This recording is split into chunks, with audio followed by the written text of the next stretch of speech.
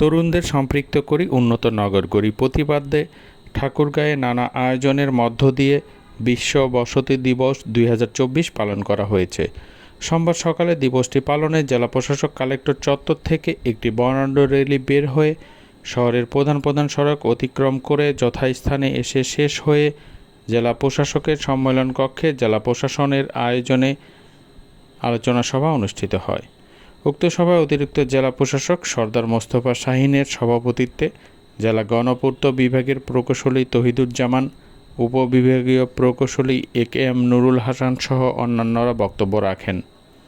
এ সময় অন্যান্যের মধ্যে আরও উপস্থিত ছিলেন সহকারী কমিশনার ও এক্সিকিউটিভ ম্যাজিস্ট্রেট আখতারুজ্জামান, জেলার গণপূর্ত বিভাগের সহকারী প্রকৌশলী, উপপ্রকৌশলী ও কর্মকর্তা কর্মচারী এবং অন্যান্য ব্যক্তিবর্গ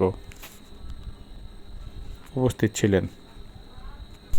এ সময় প্রধান অতিথির বক্তব্যে অতিরিক্ত জেলা প্রশাসক বলেন, সামাজিকভাবে বেড়ে উঠবে সেই পরিবেশটা আমরা বিশেষ করে নষ্ট করে ফেলছি। এই বিষয়গুলোর গুরুত্ব দিয়ে সরকার যদি সিদ্ধান্ত নেয়, অর্থাৎ ভূমির সর্বোচ্চ ব্যবহার, যেহেতু জনসংখ্যা অনেক বেশি, ভূমির সর্বোচ্চ ব্যবহার